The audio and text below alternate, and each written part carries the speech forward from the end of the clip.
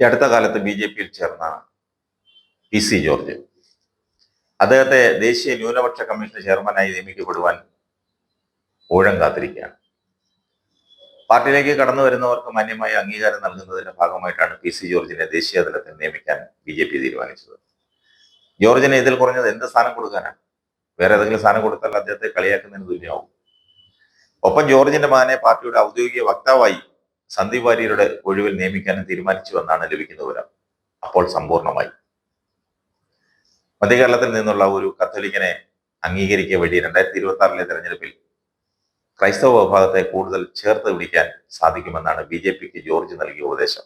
ഇതിനിടെ ബി.ജെ.പിയുടെ താല്പര്യം സംരക്ഷിക്കാൻ എന്ന രീതിയിൽ പി.സി. ജോർജ് തന്റെ പഴയ സുഹൃത്തുക്കൾക്കെതിരെ നടത്തിയ കൊലവിളിയാണ് ഈരാറ്റുപേട്ട പോലീസ് എഫ്ഐആർ ഇട്ടിരിക്കുന്നത്. അതിന്റെ മുൻകൂർ ജാമ്യത്തിന് വേണ്ടി ശ്രമിക്കുന്ന ജോർജിന് ഇതുവരെ കോട്ടയം കോടതിയിൽ നിന്നും മുൻകൂർ ജാമ്യം ലഭിക്കാത്തതാണ് ദേശീയ തലത്തിലുള്ള ഈ അംഗീകാരം ലഭിക്കാൻ താമസിക്കുന്നതെന്നാണ് ലഭിക്കുന്ന വിവരം. ഓരോ കാരണങ്ങളും സംശയങ്ങളും പറഞ്ഞ് കോടതി ഓരോ പ്രാവശ്യവും ഈ കേസ് അവധിക്ക് വയ്ക്കുകയാണ്. ജോർജിനോട് ചെയ്യുന്ന ഒരു ക്രൂരതയെ. മുൻകൂർ ജാമ്യം കിട്ടിയില്ലെങ്കിൽ ദേശീയ ന്യൂനപക്ഷ ചെയർമാനെ പോലീസിന് അറസ്റ്റ് ചെയ്യേണ്ടി വരും.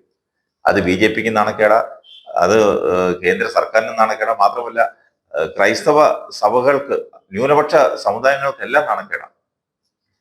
ഇസ്ലാം മതവിഭാഗത്തെ ആക്ഷേപിച്ച് സംസാരിച്ചാൽ ബി.ജെ.പിക്കാർ കൂടുതൽ കരുതലും സ്നേഹവും നൽകുമെന്ന കാഴ്ചപ്പാടിലാണ് ജോർജ് ഇതെല്ലാം കാണിച്ചു കൂട്ടുന്നത്.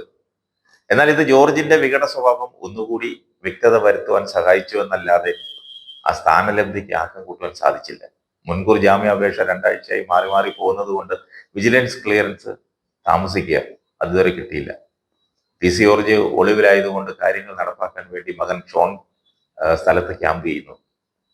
ജില്ലാ പഞ്ചായത്ത് അംഗങ്ങളെല്ലാം കൂടി രാജസ്ഥാനിലേക്ക് യാത്ര പോയപ്പോൾ പോലും ഷോൺ അതിന്റെ കൂടെ കൂടാതെ ഇവിടെ കിടക്കുന്നത് മുൻകൂർ ജാമ്യത്തിന്റെ സ്ഥിതി അറിയുവാൻ സാധിക്കാത്തത് കൊണ്ടാണ്. ഇയാളെങ്ങാണം രാജസ്ഥാനിൽ ചെല്ലുമ്പോഴായിരിക്കും അപ്പനെ പിടിച്ച് പോലീസ് അകത്തിടുന്നത്. അത് അതിലേറെ നാണക്കേടാണ്. എന്നാൽ ജോർജിന് വലിയ ശിക്ഷ കിട്ടുകയില്ലാത്ത രീതിയിലുള്ള വകുപ്പുകളൊക്കെയാണ് എഫ്ഐആറിൽ ചേർത്തിട്ടുള്ളതെന്നാണ് ലഭിക്കുന്ന വിവരം. ജോർജിനെ കേസിൽ നിന്ന് ഊരിവിടുവാൻ വേണ്ടി ബോധപൂർവം ആരോ സഹായിക്കുന്നതാണെന്നാണ് ഈരാറ്റുപേട്ടക്കാർ ആരോപിക്കുന്നത്.